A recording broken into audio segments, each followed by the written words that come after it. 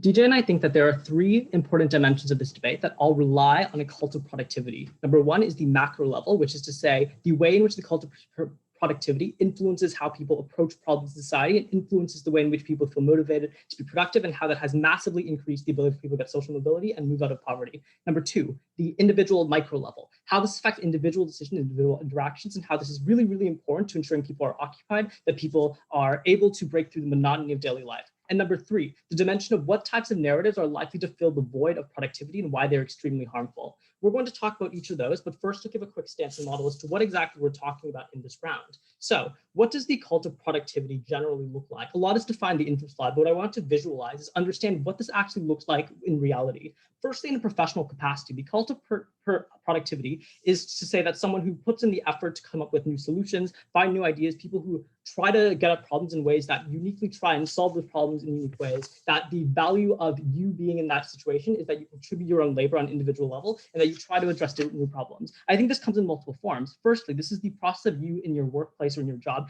actually developing those solutions themselves. But number two, it's the process of you being innovative and trying to approach things in creative ways that's valuable. The fact that irrespective of success, you are occupying yourself by trying to do things in innovative ways. You are trying new solutions to problems, that you're continuing to question why certain things are being done a certain way. But also, I think that the definition of what is productive often expands in new ways, insofar as there are lots of ways that problem solving in and of itself is a productive process. There are lots of ways in which things like the arts have been seen as increasingly productive, despite the fact they weren't 100 years ago. There are lots of things I think that are enabled by productivity, but also in your personal life. I think this means that improving yourself on a personal level and trying to keep yourself occupied by doing new things is a thing that's enabled by the cult of productivity. The fact that you should improve yourself by getting a more holistic life, by taking up hobbies, etc. The premise of the opening government case is the world is a better place when you believe that the idea of you searching for new things beyond what you currently have, both at a professional and a personal capacity, are good for you. The comparative likely is that things like capitalist systems always remain the same on either side, but the world doesn't place any extra value on things like inventiveness, things like trying to develop a more holistic life in your personal life, things that give you meaning just for the process of doing those things in and of themselves. Before we move on, I'll take a POI from CO. Given that most people aren't great innovators or not in great innovator roles in their companies, we think that it's more likely to be manifested as grinding, as doing boring, repetitive work and enjoying it. We think that is a more likely characterization of how this cult looks like. So the great thing about our side is the two things. Firstly, innovative and grinding is meaningfully a substitute for another, in the sense that if you feel like you are not able to do one of those, you are very easily to do one or the other. And in any case, if you feel like you are grinding too much, you can very easily do things like try and approach new problems, do things in your personal life, do things like develop your own projects on the side. You can still gain meaning that way. But secondly, in your personal life, this also looks like pushing the boundaries of gaining new hobbies as well. I think that's how a lot of social justice evolved during the pandemic, insofar as people often place additional value in you trying to do things that make yourself feel happier, regardless of who you're actually trying to help. So firstly, in terms of why this is an important narrative for actual social progress and driving people out of poverty in the first place, because the critical comparison between government and opposition in this debate is that under their side, you do things for subsistence, that there isn't actual value in the type of work you're creating just for the value of things like inventiveness or progress in and of itself. It is for survival and for subsistence. Because I want to look at this narrative throughout history and why this is actually net good and has done a lot of things in terms of productivity. Because notably, there is a significant trend in the past human history of uplifting poverty in the past 50 to 100 years that has relied on the idea that you should take up work in terms of being productive and trying to reach for more than your current situation. I think this has been massively beneficial in overhauling physical inequalities and lifting up poverty in places like China, where you lift millions of people out of poverty by encouraging them to actively be productive, in places where you actually reduce things like suffering through preventable illnesses when you desire more than your current situation and you try to do things like create new treatments. Innovation is likely to be better under our side for a couple of reasons. Number one, because you create new solutions to problems in ways when you say that there's active benefit and there's active value in doing things that aren't just a cog in the machine or aren't just doing things for purely subsistence or survival, but actively innovate or look at problems in new ways. Number two, this is also means that people are less likely to feel discouraged if they fail under opening government side, because the very fact that you are doing things in a new way or you are actively contributing to a process that is innovative is in and of itself valuable, because it breaks up the monotony of what everyone else is doing. You are doing something that is new, that's inherently more valuable, and even if you fail at first, you are likely to still feel value because you're contributing to something that gives you value. Thirdly, these types of innovations also reduce things like state burdens of welfare and state burdens of having to care for things like healthcare, meaning you can massively help more people. Why is it necessary that these things have a cult of productivity in order to create them. Firstly, because there are significant barriers to being able to do these things in the status quo without a cult of productivity. Why? Because there are massive time costs to undergo different ventures. There are massive costs to undergo things like starting a new business or a new venture that tackles a new problem. There are massive time costs in terms of you just putting in the emotional labor to be able to actually feel like you want to be productive. When your only goal is survival or subsistence, that means that you often do not have the incentives to actually reach beyond your current situation and do things that actively break up those problems. I want to explain why this is the most important issue in the round. Firstly, in terms of your physical rights, whether you are able to put food on the table and actually do those things by being able to lift people out of poverty through things like new ventures is actually the most important thing insofar as that precludes all other rights that you might have. But secondly, this also encompasses your mental health insofar as being able to get new treatments that stop preventable diseases is one of the biggest things that ensures that you make sure that you know how you're going to survive for the next day. I'll take a PY from OO before I move on. So you say that productivity is good because it gives you a license to do things that are good with your time. Our point would be you can do more good things with your time when there's no pressure on you to use it productively. We abolish the need for you to have that social license to do those things.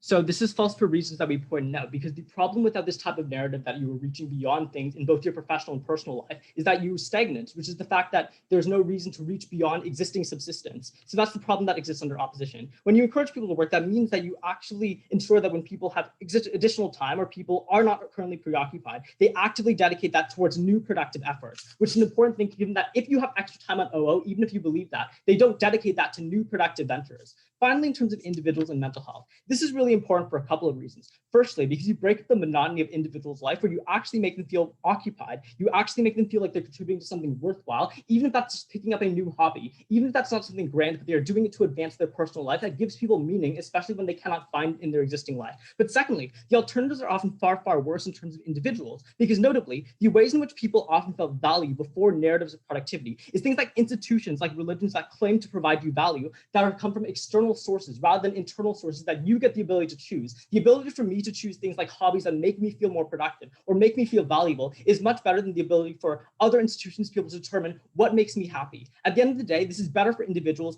both for being able to keep yourself preoccupied, but also because you are less dependent on external actors for happiness. This is the single most important narrative for driving up poverty, but also ensures that people are better overall. We propose. All right, we thank that speaker for that speech. We now welcome the opposition leader to start the OO case. Here. Cool, can I be heard? Beauty. Start in 3, 2, 1. Graduate lawyers don't leave the office until their boss does. They also quit, burn out, turn to alcohol and stimulants, and kill themselves at astonishing rates. The average American sleeps for 6 hours and 40 minutes a night, 1 hour and 20 minutes less than they need to be properly healthy. The opening opposition wants all of us to get a little bit more rest. I'm going to talk about what we support and what we oppose. I'm going to rebut the opposition, and I'm going to make 2 points. This cult is fundamentally unobtainable, and trying to live like this is an absolutely catastrophic way to live your life. What do we support and what do we oppose? Now, the opposition here, I think it is important to demarcate, actually primarily talks about how they want to be innovative or how you want to be smart or how you want to be a problem solver.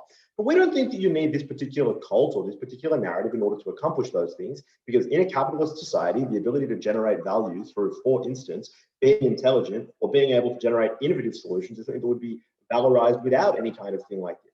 We think that the additive value of this cult of productivity is 2 things. Firstly, a large amount of highly visible work, aka the highly visible productivity and busyness as defined in the info slide, 2 words that don't come up in that speech.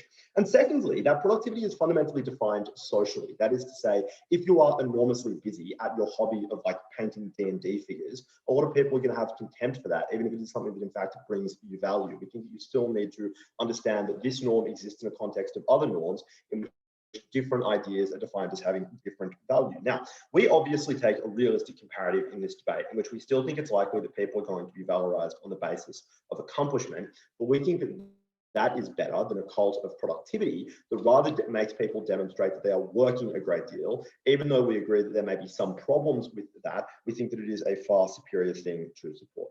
The opposition said they were going to make 3 points, but I think got to 2. The first is the idea that this was able to help you move beyond poverty because you move beyond sustenance. There's 3 responses to this. The first and simple one is that if people are barely scraping by on a sustenance lifestyle, they've got all the motivation they need to work hard, right? I don't think you need this particular cult. For example, I don't necessarily think the single mother who works 18 hours a day on 3 jobs necessarily needs this.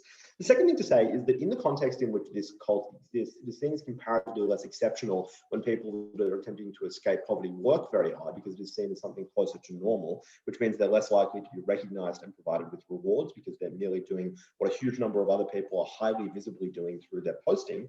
The third thing to say then is the opposition, the second argument the opposition makes is the idea that this helps break the monotony of people's lives, which is, I think, a pretty insane argument for reasons that I will get to in my first and second point, but chiefly because monotony means that you don't change anything. Obviously, if all that you ever do is work, then although those kinds of work may be slightly different, there is ultimately very little variety to it. Firstly, the cult of productivity is unobtainable. It is firstly important to understand that it is, as with most phenomena, phenomenally driven by virtue signaling. People attempt to signal that they are meeting the standards that are established by it. They do this chiefly both through personal expressions and increasingly on social media. On the personal level, right, whenever you see another person posting on social media about how busy they are, it's important for a number of people are going to be posting about all that kind of stuff on social media and exaggerating it, even when it is incredibly, and that then contributes to the sense in you that you're not working hard enough, even if you are actually working as hard as the people that are substantially falsifying their productivity. Secondly, of course, there is a huge number of people on social media platforms. For example, if you see any of the Instagram, or sorry, the TikTok grinders who are actually living totally extreme lifestyles that the vast majority of people are incapable of accomplishing. Given that the vast majority of what we're talking about here is a socially inculcated norm in which people are actually exaggerating the degree to which they are working, a cult is substantially based on something that is not an entirely accurate representation of the way these people live, there are 3 harms to that. The first is that people feel like failures because no matter how much they work, they're not able to work as much as the person that they're trying to live up to on the platform or the people that they're talking to about how busy they are. The second is that they're likely to attempt to work as hard as that in certain contexts and then burn out. I mean, just as an example, the past 2 weeks I've been working an average of about 68 hours, and honestly, I don't think I was happy that entire time. Like, it's physically exhausting, astonishingly difficult. And thirdly, it contributes to a norm that you're likely to blame people for their poverty, because in a context in which you believe that it is normal and virtuous to work very hard, and as is implied in fact by the opening government's case, that is likely to make people, that is likely to encourage you to work harder, that is one in which you are then less sympathetic to people who are poor, because rather than thinking of it as a product of structural factors, for example, believing that the growth in productivity in China was chiefly pursued by the opening of their markets to free trade, as opposed to the idea that everyone in China simultaneously got the idea that they should work just a little bit harder, then you're less likely to overlook those types of things. I'll take closing government. You don't get to regret the narrative that hard work is correlated with success in life and leaving poverty. So people will still blame poor people for being poor on your side of the house. That's symmetrical. Yeah, they do it more. We're blaming the cult of personality, which is a separate phenomenon. Obviously, we can't regret capitalism, but this is additive in a way that contributes to that norm more. That is the nature of arguments. They are very rarely absolute in norms to debates. Secondly, onto why this is a bad cult. The first observation to make is that it causes you to misprioritize things. People naturally are less likely to prioritize things that have personal value to them, but they're not able to demonstrate in any kind of way contributes to their productivity, because that is not something that you're able to optimize in terms of your membership or able to satisfy the norms of this cult. And that in turn means that you are less likely to pursue things that you actually value, whether that be rest or hobbies that aren't socially valuable, because you're not able to demonstrate your productivity to other people. The second thing to say is that it is simply exhausting, and this has a myriad of harms. Firstly, the inability to get a proper amount of rest means that you are overwhelmingly likely to be incredibly physically taxed. You're overwhelmingly likely to be enormously mentally taxed. And astonishingly, if you work yourself too hard, you become less productive, because the inability to get a proper amount of rest and a proper amount of downtime in which you're able to mentally recharge causes you to become less productive. And finally, it is a profoundly immoral construct, because in encouraging you to become more obviously and publicly hardworking, it has a bunch of effects that are beneficial to your employers at the expense of yourself. It makes you feel as if the norm, the amount that you should be working, is more than it actually would be without this norm, which means you work more without necessarily pursuing more compensation because you believe more work is something that is normal, and it actually doesn't benefit your career because in a context in which it is perceived as normal, it is likely that everybody else is doing it. Given that promotions in employment contexts are zero-sum games, it is actually likely that your employer will just take your additional hard work to the bank rather than necessarily rewarding you, because they would need to reward everyone if that was the case. You should get a little bit of sleep, Mr. Speaker. That is why I am incredibly proud to oppose this topic.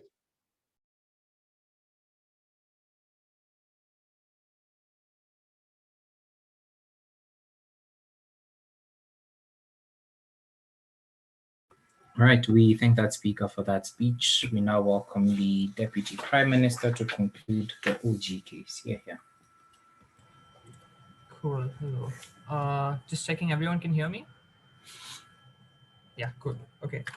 Starting in 3, 2, 1, let's go.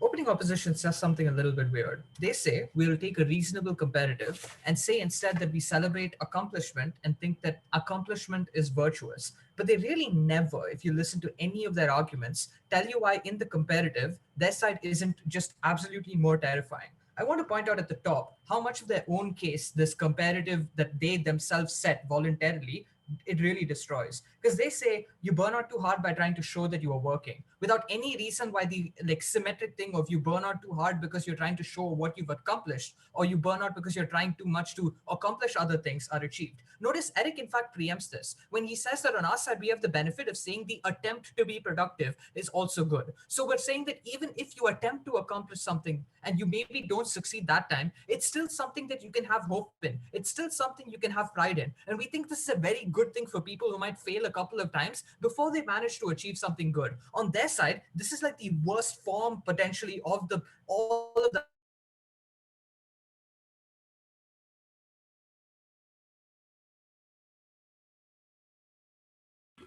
Okay, I think we lost him. Is it only me, just to confirm? Yeah, we Oh, lost him. DJ. Right. Yeah, I think I lost him too. Let's just give them time to reconnect. Probably the partner can just reach out. Yeah, I'm trying. All right.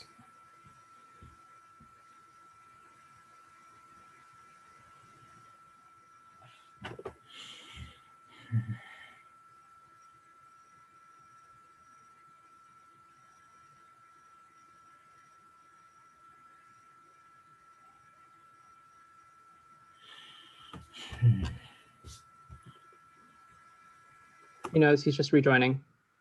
All right, that's fine. There we go. Can you hear me? Yeah.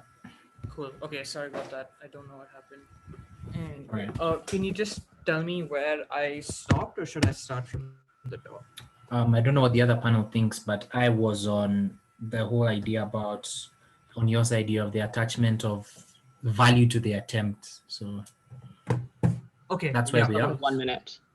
About 1 minute, 1 minute okay. and 8 seconds. Okay, cool. So I'll just start there. Give me a second. Okay. 3, 2, 1. Like I was saying, the issue with opposition case is that they give you this comparative narrative without ever showing you why it is better. In fact, all of the harms that they state exist for the cult of productivity exists equally, if not more, for the cult of having to show accomplishment. But the issue is that you never reward the attempt. And we tell you the attempt is valuable. We want people to put the attempt and have hope in the attempt. That's something they never deal with. So before I move on to overall looking at opposition, I just want to look at parts of our case that were terribly unrefuted or just misunderstood overall. So first, the idea that this idea that productivity is good has been very responsible for taking humanity out of poverty writ large. They respond to this argument by saying, oh, if you're in poverty, you'll probably work anyway. That was not what this argument was. This argument was the overall trend of human society to say productivity is good, you should try to be productive in both your personal and professional life, has led to the sort of innovation and growth overall in human society that was responsible for uplifting the largest amount of poverty that we have seen. Why was this the case? We gave you a couple of reasons. Number one, we told you that it's not just things like innovation and growth, but just working is something that is very hard for you to do. And without this narrative that constantly tells you that this is giving you purpose and this is something that at the end is something that you should value, you are unlikely to do it to a comparable amount. This is true even if it's not innovation, but just being in the grind. Even if it's just going to the farm and working as a laborer in the farm every single day, or working in a factory every single day, or being a cog in a welfare machine is pivotally important, because if you slack off and start not doing your job well when working and dispensing welfare as a clerk, you still lead to damaging people's lives in a very large scale. This is not simply about innovation, though innovation is a part of this. The idea that people are constantly working and putting in fruits of putting in labor into a system is something that really benefits everyone else. Why? Because this often benefits the poorest of the poor, those who are unemployed or those who are stuck in abject poverty, who are illiterate. And let's be clear, these people often don't face that immense pressure of, I have to be productive in my middle class job, because they often aren't in those types of jobs at all. What they do get, however, is access to medicine that makes their children no longer die before they reach the age of 1, access to life-saving healthcare, access to uplifting poverty that means they no longer worry about whether they will make it to the next year or not. This is something that humanity has conquered only over the last 50 to 100 years. And the reason for that is because of how much an increase in productivity exists. Why is this, to be clear, something that you will not do without this trend? Number one, because productivity is hard. It takes effort, it takes time, especially when there is actually no additional gain for you as a person of being a consistently good worker at your job, right? No one is going to notice if you slack off a little bit at your farm. No one is going to notice if when you're working as a bureaucrat in an office processing complaints, you start doing it slightly badly in the public sector. But the fact that you do it efficiently and try to do it well is monumental in making people's lives significantly better. This is also true for innovation and growth, because on our side, you will try. There is a value to an attempt. There's a value to showing that you are trying to do something good. And that just makes it significantly more likely that you discover things that makes people's lives better. We will weigh this up against every single harm that opposition brings. So assume this leads to burnouts in lawyers. Assume this actually leads to people on Facebook trying a little too hard to demonstrate that they are working hard. If we can show you that this leads to the upliftment of a lot of people in poverty, Eric told you in his speech why this was a good priority, simply because these are basic physical fundamental rights. Questions about whether you will exist 10 years from now, whether your life expectancy is 60 or 35. Human history has changed over time, largely because of an increase in productivity and because people have tried to be more productive actively. And this is something that we're really happy to weigh out opposition's worst of harms on this line alone. Before I move on, I'll take one from closing if you have one. Yeah. Obviously, you don't get all the benefits you described because obviously people want to get out of poverty and they want food on the table. This doesn't change.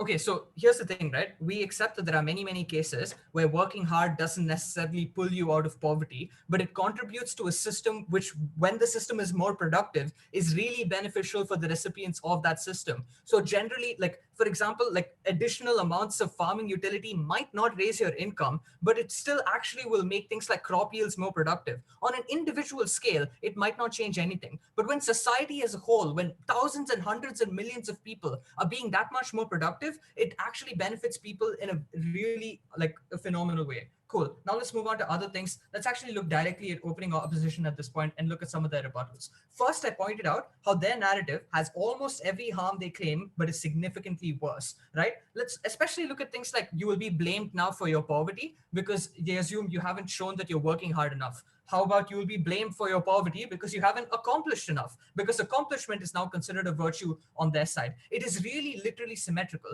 And we realize the reason why they put that narrative in there, because they know our first argument is true. They know we want something in society that tells people to accomplish something and that you need something more than just simple economic incentives of survival. The issue was they supported a counter norm that was actually significantly more harmful. But also, let's look at why we think things like burnout and trying too hard are not that likely when you include personal achievement as well, because caring about personal work-life balance is important in this narrative. It's important in this culture. And therefore, you're much less likely to completely dedicate to yourself to your work, because it shows that you don't have personal growth and you're not working and being productive in your personal life, making yourself better as a person, thinking about hobbies that like actually are better for you as a person. We accept that to some extent, some of these hobbies are not going to be socially accepted yet, but this is a trend that is changing over time, and it's a system with the current existence of the norm, not with the norm in itself. But lastly, on mental health and purpose, Eric told you about how the alternative to what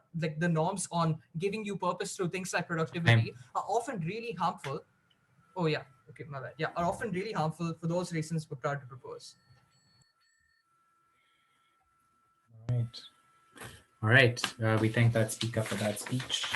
We now welcome the Deputy Opposition Leader to conclude the OO case and the opening half. Here.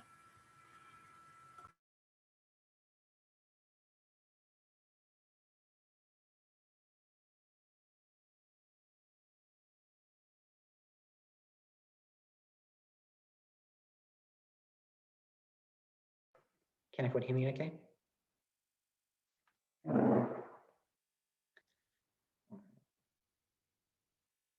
POIs in the chat if you would, that would be great. In this speech, I will address three things. First, the mental well-being of individuals. Third, the behaviours that they exhibit towards themselves as a result of this cult. And third, what opening government has focused largely on the macroeconomic impacts and innovation and all of that. So let's start with the mental well-being of individuals, because we acknowledge from the beginning that individuals are susceptible to the narratives around them that encourage them to behave in ways that are pro-social by the metric of their society. What we said, though, was that they have a number of those that are independent of this particular cult already. People want to keep up with the Joneses already.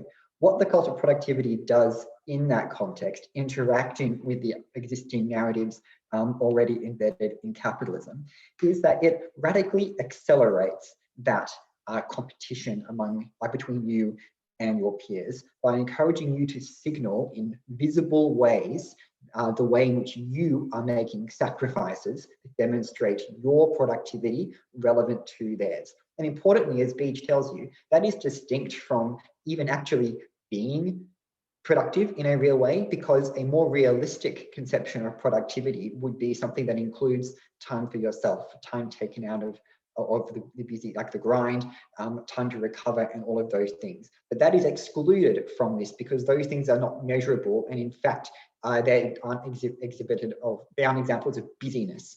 And that is what makes this like this harmful existing narrative of keeping up with the Joneses like magnified in a really negative way for individuals. They self-sacrifice out of those things, and that costs their well-being. It costs them sleep, it costs them balance, it costs them relationships, things human beings need to be healthy. Then the opening government team says, well, now what would be your fault under our side if you are unhealthy, which would be even worse if we merely blamed you for not being productive. If we expand this, then we increase the level of culpability, is what they're saying here. I don't think this is true in a fairly obvious way. That is, productivity is a personal responsibility you bear to maximize your quantified contribution back to society. Whereas in an alternative where that is downplayed, and there is not this cult of being a productive unit of the capitalist machine, then there would be less pressure for you to behave in that way that contributes back to the machine, which would also be not a personal blow, a personal burden for you to bear. Instead, it would be one that is you living your own life comparatively. So that's the comparison there. Before I move on from this argument, I'll take a POI from the Prime Minister. So we already explained that our side is much better at reducing toxic competition and burnout, because you can't really compare two personal hobbies and say one is inherently better or worse than the other. But under your side, you can easily say someone's fourth place achievement was less prestigious than a first place achievement. No, so there are hobbies that are ranked in this system, the ones that make you look the busiest. Like there are, there's a dearth of like, lawn bowls teams in the corporate world, but there's many that have have marathon runners on this among their C-suite people, for example. So we think there is like a ranking of things that are better and worse to do with your time that is harmful and prioritizes output rather than intangible benefits to an individual. I'd like to take a point from the closing half. Yeah, so given that capitalism will still exist on your side, the vast majority of people will still be spending a lot of their time at work. Why is giving them something that makes that work feel valuable a bad thing if they're going to be there anyway? This is a great question. So we don't think that the way in which this is valued, the quantify things and the demonstrate it to other people element is beneficial to people. Yes, it's a kind of value, but it's really a value that, as Ben told you, that flows to your employer. And at the very least, you're losing the benefit of thinking more about yourself and your needs as a person, but at worst, you're actually actively sacrificing those in the interests of your employer. We don't think capitalism needs this extra push in that direction, which we think is harmful. So how is this harmful for the individual? What other behaviors do they exhibit as a response, apart from their mental well-being? Well, first, they actually get less time with the relationships and families that they value and with unproductive tasks that don't rank highly enough in the hierarchy of productive, busy-looking activities. Second of all, they sacrifice at the expense of themselves compared to their employer. From the opening government, we heard that without this cult, you would still feel pressure to compete on your achievements. To the extent that is true, their innovation benefit starts to look like not exclusive to them anymore because we could just measure your achievements. In fact, we think innovation is diluted by this metric because your time is wasted partly on signaling your business rather than being truly serious. So we don't think this is like a neutral, what are people's achievements sort of cult. We think this cult is, as Beach told you, one that is largely socially constructed and requires you to show you're being busy, to answer emails at weird hours of the morning and to take weird phone calls from different time zones. Like those things are like prized in this particular cult. Then they said, well, if we can praise people's attempts on our side, we encourage people just to have a go. But that is actually the worst version of this narrative. It's one that says, actually, don't even worry if there's any return to you or anyone else. Just performing the busyness is enough, independent of any other benefit anyone accrues. That's the most perverse version of this narrative and the type we oppose the worst. Finally, on the macro economy, they said that work is hard, so you need this particular cult to lift your performance. We think we can just name like 20 other incentives people have to engage in this behavior that don't require this cult, which doesn't encourage the behavior most aligned with benefits that actually accrue to society, merely the social perception of those benefits, which is a harm, even if you think this is a priority. But second of all, do you not think things like religion and capitalism, industrial revolution, like the material accrual of goods to yourself and people you care about is a strong enough incentive? I don't know why I need this multiplier.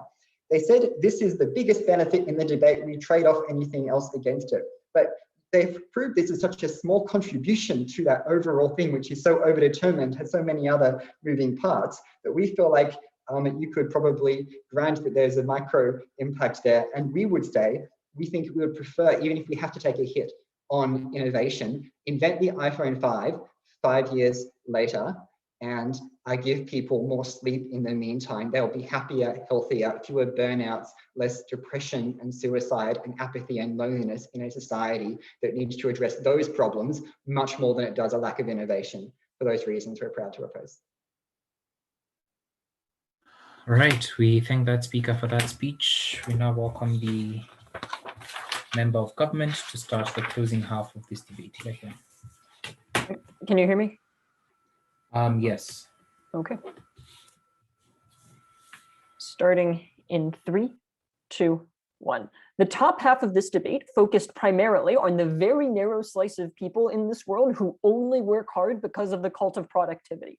What we're going to say from Closing Government is that the majority of the world would work very hard either way, and it is better for those people when they have a narrative that allows them to feel better about that hard work, but also in a culture that valorizes that hard work, there would be more materials available about how to be productive and about how to maximize your productivity, thus allowing those people to be more effective in the hard work that they would have to do either way. And so I guess three things: first, framing on like why top half is irrelevant; secondly, people feeling good about working hard; and thirdly, like more ability to be productive. So firstly, the framing. So let's talk about why we think that most people in the world would have to work very hard either way. So I think very trivially, most people are poor and most people need to work maximally to survive. Most people don't like, it isn't because they want to keep up with whoever they saw on social media that they're working 12-hour shifts at Walmart. It's because if they don't do that, they can't make rent that week.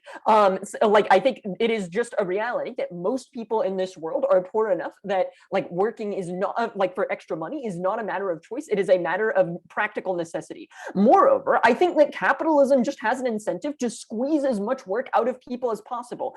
For example, if you can pay people less per hour so that they have to work a 12-hour day to make their rent, you are never going to pay them enough that they can work for only 8 hours to pay their rent. You will always want them to work more for the same amount of money to the extent that you can, because like then you get more labor for the same amount of money. This is a big thing that pushes people into overwork. And I just don't think that workers can resist this even if they want to, because keep in mind, we're mostly talking about poor people here. Poor people tend to be very easy to fire and replace because there are a lot of them and they don't have many like particular skills that are hard to replace. And we think that things like unions and the ability to strike often cost money because you have to like keep everybody propped up while you're not getting your paychecks for like upwards of several months, meaning that there is very little ability for poor people to do something about this structurally across the world.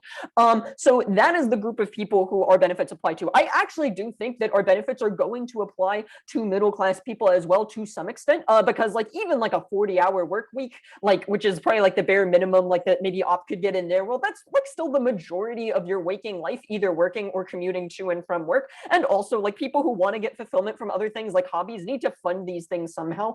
And so like they won't just put in the bare minimum. But I really think that the really damning thing about top half is that they totally miss the people who like have to work hard. What does this mean for the top half? So firstly, I think this means that we will beat OG, because the personal benefits that OG describes of like why work makes you more fulfilled only apply to a very small group of people who would not be working in the counterfactual. And OG's benefits about innovation, like, frankly, I think that OO like takes this out fairly well. I think OO is right to say that this is largely contingent on innovation being valorized rather than like hard work being valorized in and of itself.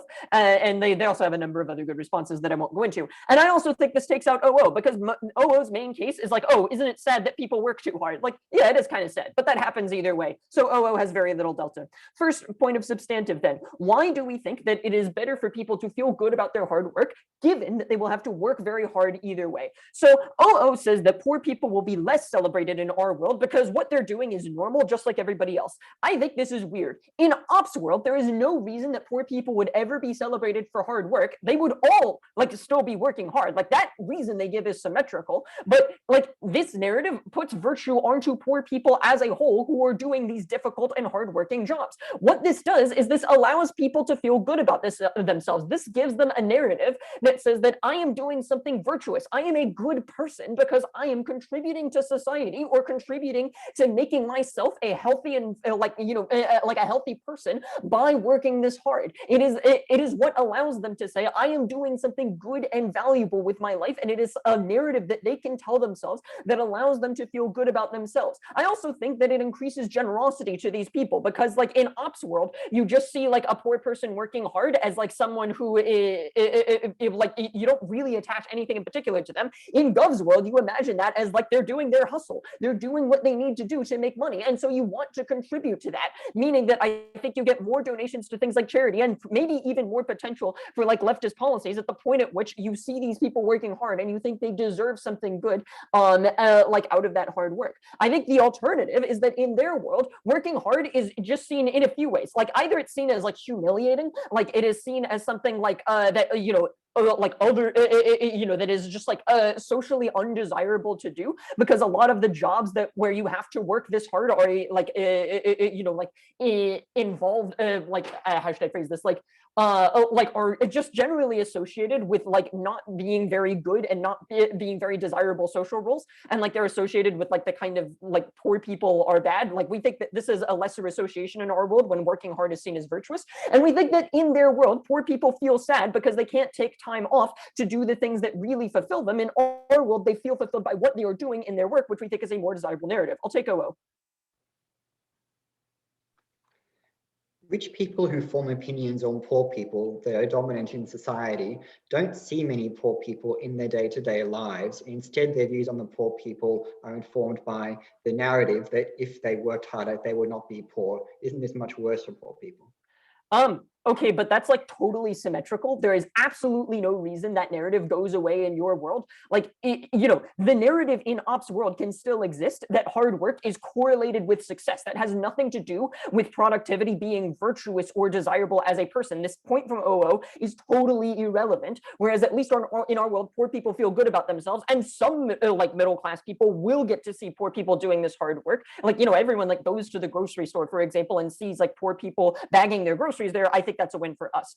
And then the other thing OO says that I want to rebut is they say that what we've described won't happen because you'll just compare yourself to other people and never think you're as productive as others. I don't think this is true for two reasons. Firstly, it's just a flat assertion from OO that they never bother to substantiate, that the way this manifests itself is in comparison to others. I just don't think they've given us any reason to believe that's true on face. But secondly, the reason I don't think it's true is that when you feel very tired, when you know that like at the end of the day you're exhausted, you feel as though you have done a lot of work, and you feel like you can know in and of yourself, like on my own basis, I know that I worked hard and I can feel good as a result of that. The second point of extension, which I don't really have time to do, but I'll let Emery expand on it if they want to, is that when you're more able to be productive, when there are more things like blogs and apps that are focused on how to be productive, meaning you are more able to maximize the efficacy of this work. Proud to propose.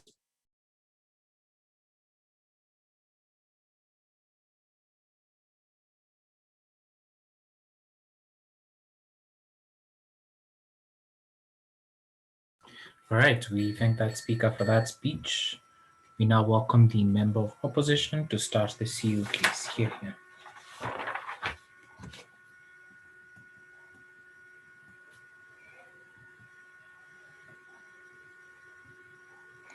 Yeah.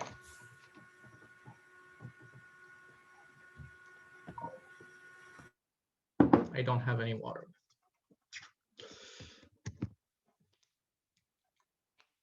3, 2, 1. 3 points of extension in the speech. Firstly, characterization, a much deeper analysis of how this cult that glorifies work looks like. Secondly, the things that are actually important for your happiness are developing relationships which are mutually exclusive with a cult. Thirdly, why the added marginal output under government is actually really small, which actually flips a lot of their cases, especially the OG. Before that, 1 point of external rebuttal, the other one will be integrated. CG don't do 2 things that are crucial for their case to stand. Firstly, that the narrative is necessary for poor people to feel that their work is beneficial. Secondly, that the narrative is effective at making them feel better. The first point, being a provider is already glorified in society without this cult of productivity, because you bring utility to the people who are closest to you. You help your environment, and you get this appreciation from your family and friends, which impacts you way, way more than some abstract social gratitude, right? This is especially strong when you come from this poor background, from this weaker social background, or when you're a single provider. We think we don't need a cult of productivity to make these people feel better. Merely being a provider for their family and friends is something that is good. The second point about this narrative being effective, I will flip in the point about characterization. So let's get to this point. How does a cult that glorifies work actually look like? First of all, it actually glorifies work, not innovation or hobby making and that sort of thing. Most people still work under some sort of boss, under some sort of corporation, not as an entrepreneur or in an innovative capacity. And even if they're independent, they're not actually innovators in the market. And yet the cult still needs to appeal to them. Most of the challenges these people face are likely to simply be a case of perseverance and grind. Most bosses just want you to work more and more for less and less money. OG say you're seen as a cog in the machine. That's terrible, because that means that under capitalism, a capitalistic society that glorifies only making money, not self-actualization, not having personal relationships, not being a better person, that means the cult manifest as driving you to work more hours, not to find a hobby. So what do you actually do? You stay in the office until late. You work on the weekends. You always prioritize goal attainment as opposed to being with your friends, your family, your loved ones, which is the actual comparative here, not finding solace in necessarily religion, but finding solace in the people that you love, and they don't expect you necessarily to be productive to love you, right? This also means that this cult includes toxic positivity and negativity. That looks like posts in social media that glorifies this culture, that only present their positive side. While you were on vacation, I was on the grind making contracts. That means there's negativity and disregard for the people who take time off for themselves to have fun or simply have time with their family instead of being constantly productive. That means there's toxic positivity and psychotic encouragement to constantly work. In addition to that, you also have really strong antagonism and competition, a mindset that is really antisocial, because you're hostile to your coworkers who may provide more as opposed to you and beat you in the rat race. You're constantly psyching out the competition, maybe sending emails at 3 a.m. to make them think, holy shit, that person works so much, I need to work more. So not only are you impacted negatively should you not succeed, you're also impacted negatively if others do succeed, two things that are mostly out of your control. That responds to the case from CG, which means that all this negativity actually means that you don't actually create joy. You don't actually create joy, not enjoyment from your work. If anything, the reverse. Let's take OG. So this example of working 18 hours that's ripped from OO has already been refuted both in the OG case and in the info slide, insofar as this is about securing a holistic balance between professional and personal life. Sir, we explain why you're likely to behave this way, which OO didn't do, and responds to your response. Let's talk about the things that are actually important to you.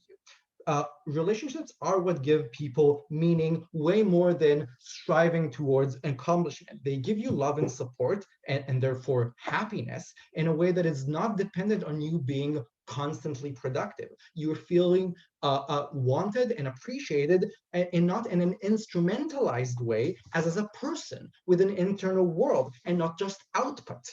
It impacts you way more on your own life, not on some abstract organization that doesn't really care about you that much. A really strong evidence of that is that career-oriented people tend to be really regretful later in life and say, I wish I've done more with my family and my children and so forth.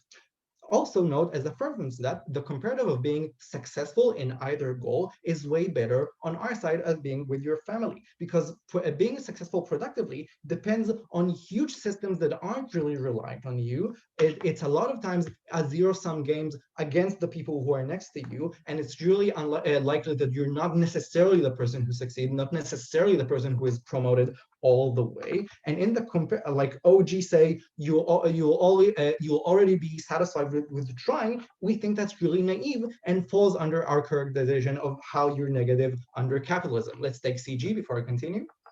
Yeah, so poor people often fail to be providers because they don't make enough money and have to be dependent on things like welfare. So this extension is actually no, we don't think that's true for the vast majority of the world. We think most people like at least are able to provide something for the families, and these families at least appreciate, even if they don't, even if they still live under poverty, we think these families massively appreciate them for making the utmost effort that they can. We already get this benefit all right side.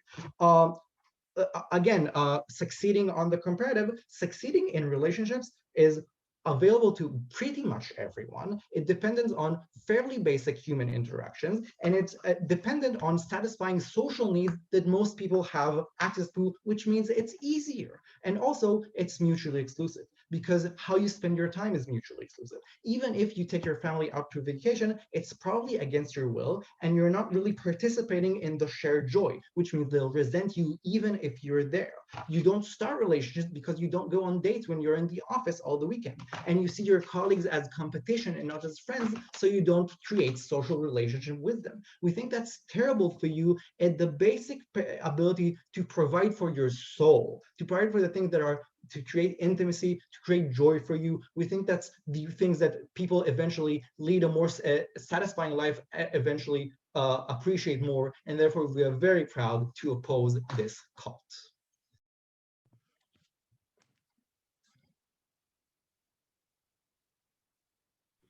All right, we thank that speaker for that speech. We now welcome the government whip to conclude the case for CG. Here.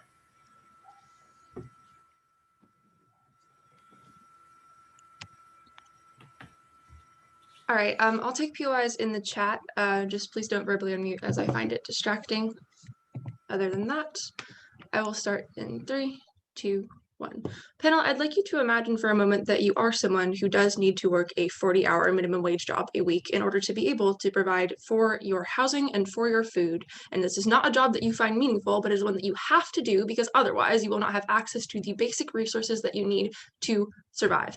This is the vast majority of people in the world and the vast majority of people that we should be talking about in this motion. This is why Gwen's case is vitally important. What she brings to you is some ability for those people who do not have access to pleasure in the work that they are doing. They're doing it because they need to survive, to feel some degree of fulfillment and importance in that they did work so hard. When they look back at the hours that they worked for something they didn't feel fulfilling, they say, well, this was at least important because society says it is important. I know that I contributed in some way. That gives them some ability to feel good about themselves that is not accessible to anything on opposition bench. I'm going to start with CO before I get into top half. Let's talk about closing opposition.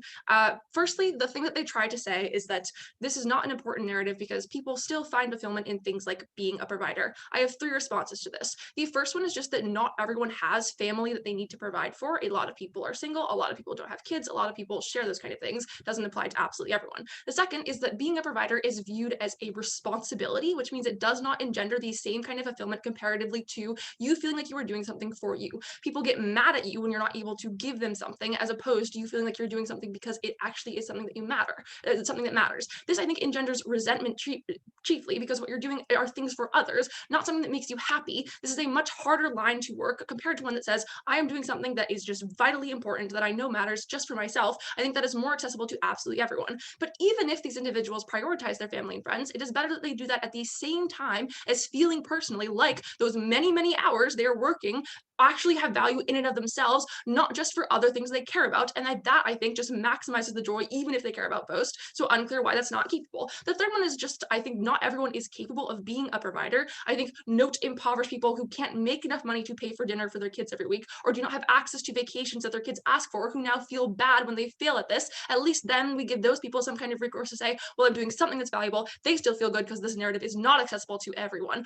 Ours is. That's why CG is ahead. In response to the rest of their case, I think it's broadly derivative from what you hear from opening opposition. It's basically that you are mean to your coworkers more often, you feel unhappy. It's just not true, though, that this narrative means everyone is going to want to get ahead and be the big boss at work. What it does is say people who are doing productive things are more comfortable feeling like that is valuable now. We can bite the harm that says this affects like toxic corporate culture, I think, fully, and have our case still stand because the majority of individuals now feel better in the jobs that they are doing. For those that need to work to subsistence in jobs they couldn't even get ahead in if they wanted to, it's better for them. This is the majority. Note that those who work in like a fancy law firm or in a business field, who would be the ones who are doing this grind culture, trying to get ahead, are already the most privileged in society by virtue of the fact they probably need an advanced degree in law or in business that cost a lot of money. Those individuals are more privileged already. Unclear why we should be caring about their happiness comparative to, first of all, more people. Second of all, people who are comparatively underprivileged. Before I get into top half, CO, if you'd like to respond.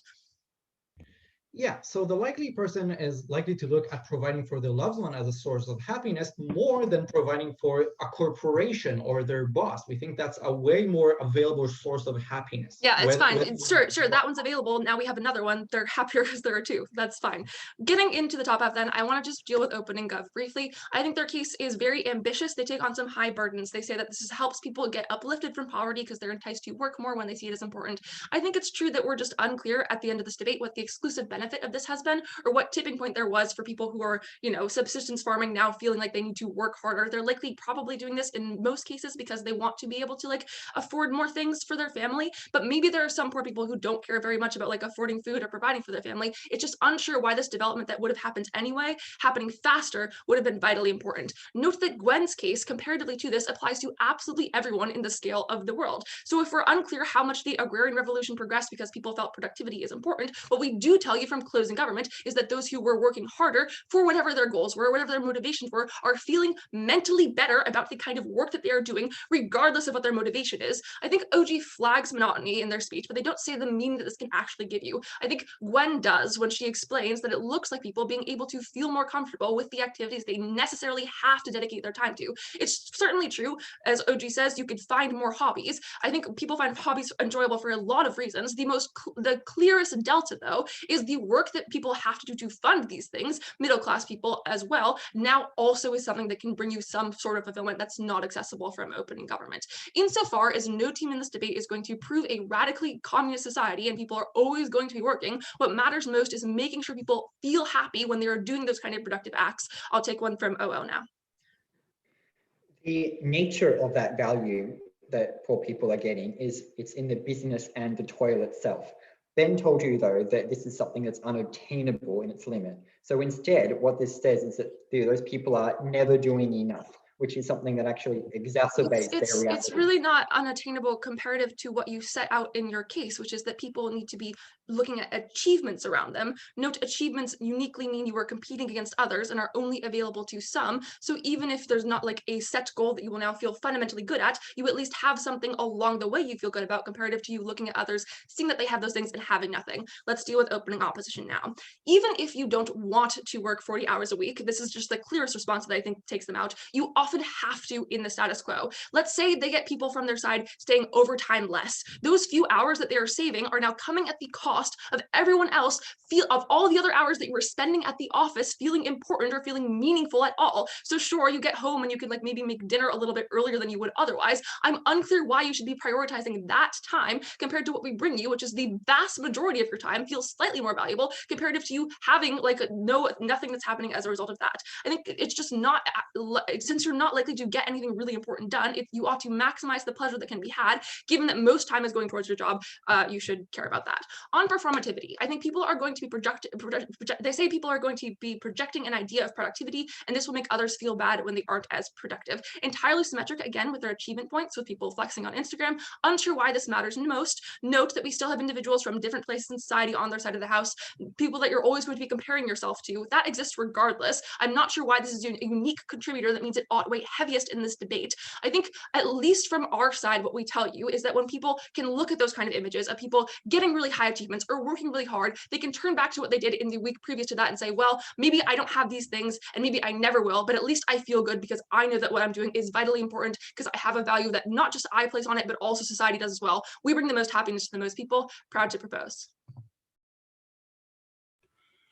All right, we thank that speaker for that speech. We now welcome the opposition whip to conclude the debate. Here.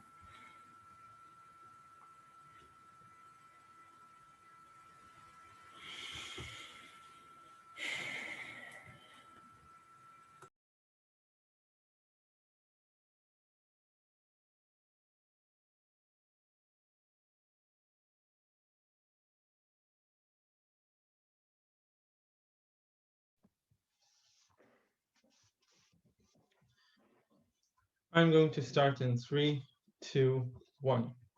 Our case is really simple and it wins us the debate. We talk about why people miss out on the most important things in their life, which are their family and friends and their meaningful relationships. Given that we have the largest impact in this debate, we take up every other team. 3 questions in the speech. How does this cult look like? Secondly, where do you invest more in the stuff that you care about most? Lastly, where are people more productive? Let's start.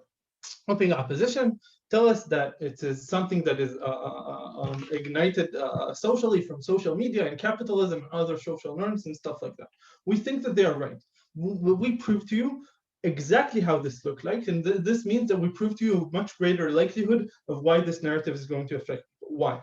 First of all, we show you why there is a glorification of how many times specifically you are in work, right? It's not just that you're pushed to work longer hours and stuff like that. We show you why specifically most people can't do all the innovative things that governments want to talk about, but specifically the only thing that they can do is work more and more hours, and this is the only way of them to create more productivity. This is the thing that proves to you burnout and proves to you all the problematic things coming from opening opposition. Secondly, we say time is limited, not in the sense that you spend less time with family and friends, but in the sense that you actively need to make a choice of who are the people that you spend time with more. You actively regret this choice each time you spend time with family and friends. Why am I not now in work? Why am I not doing more productivity? What am I missing out on? All of these things are stuff that you get uniquely when we explain to you why this defines for you your prioritization, because this defines for you what is right and wrong, specifically how much time you stay in work. Lastly, we show to you why people get much more competitive. Then this proves to you that the likelihood of this case. But secondly, opening government come with this characterization of saying, look, it's mostly about innovation. First of all, they lose to our POI and characterization already when we show to you that most people aren't able to do this to begin with. They say, oh, well, but you go into new hobbies. No, first of all, because you still regret not spending more time at work, so we're not going to do these hobbies very well. But honestly, they don't give us any mechanisms why people are going to do this. And then they tell us people are going to be lifted out of poverty, right? Here's the thing. All of that stuff is symmetric in this debate because people still want food. They still want security in their day-to-day life. They still want a better life improvement.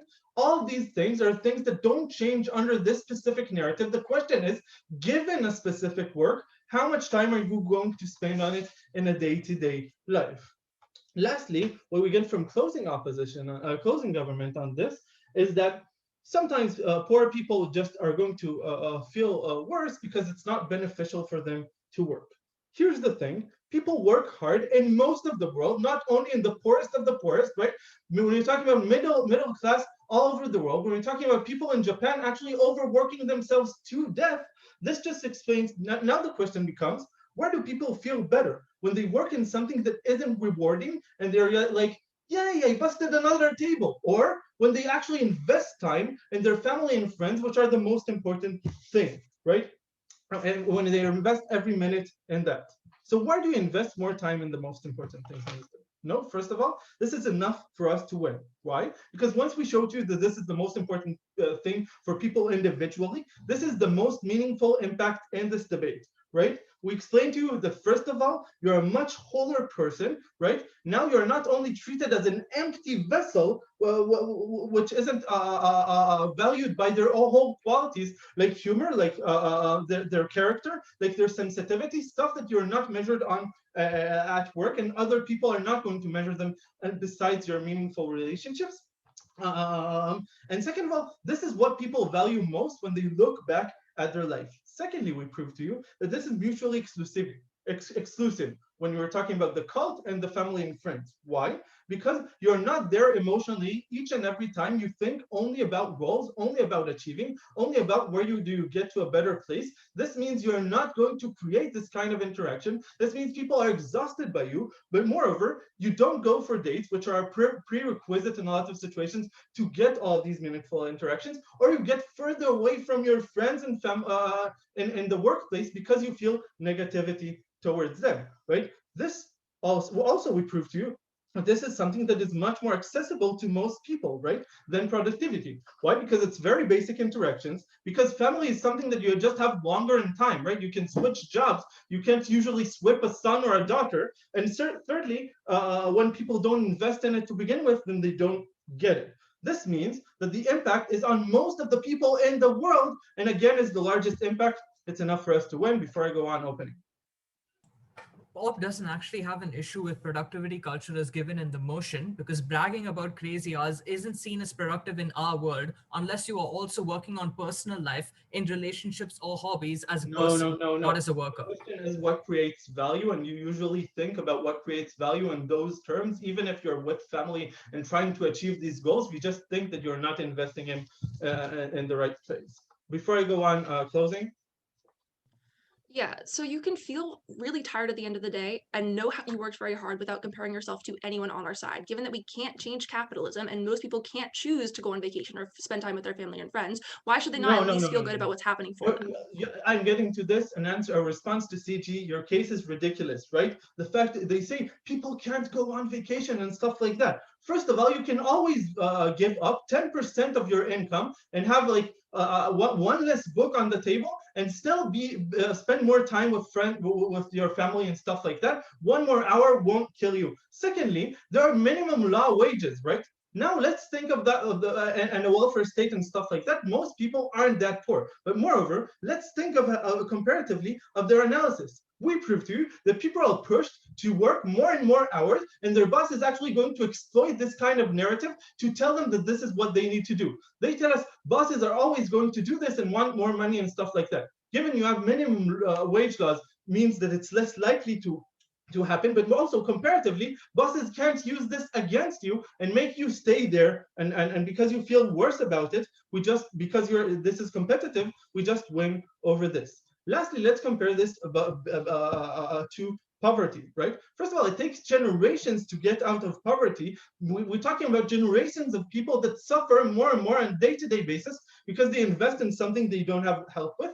Secondly, working 10 hours a day in a field just creates like 1 or 2 more crops. That's not what changes. What changes is other things. Thank you.